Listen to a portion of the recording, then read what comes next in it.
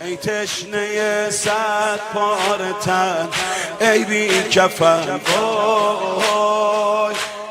مرحوم ابن فہد ہلی نے عدت الدائی ہماری کتابوں میں بہترین کتاب ہے، بہترین کتاب ہے، بہت بڑے عارف تھے. کہتے ہیں ایک بندہ تھا، عارف تھا، عابد تھا، 70 سال خدا کی عبادت کی، کچھ نہیں مانگا. 70 سال کی عبادتوں کے بعد ایک مرتبہ خدا سے حاجت طلب کی، ایک مرتبہ حاجت قبول نہیں ہوئی، اپنے آپ کو ملامت کرنے لگا. 70 سال خدا کے سامنے جھکے ہو، اپنے آپ کو ملامت کر رہا. تمہارے اندر اتنی اہلیت نہیں ہے کہ تمہیں پتا چلے کہ خدا سے کیسے مانگا جاتا ہے. وہ ہلکا پھلکا کوئی بندہ آدمی ہوتا وہ تو بے پھر جاتا.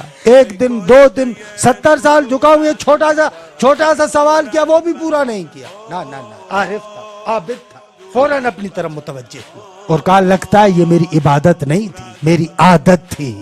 اپنی ملامت کی. تمہارے اندر اتنی صلاحیت نہیں ہے. 70 سال کی عبادت کے بعد بھی معمولی سا سوال خدا کی بارگاہ میں کیسے کرنا تمہیں سلیقہ نہیں آتا. کہتے ہیں اسی وقت ابن فہد ہلی عدت الدائی میں لکھتے ہیں کہ ایک منادی ندا دیتا ہے، یہ جو ایک لمحے کی تو نے اپنے نفس کو ملامت کی ہے تمہاری 70 سال کی عبادات سے بڑھ کر ہے. 70 سال کی عبادات ایک طرف. یہ دیکھیں لمحوں کی بات. انسان اپنے قلب کو جوڑے خدا کے ساتھ، محبت پیدا کرے. ای کشته دور از وطن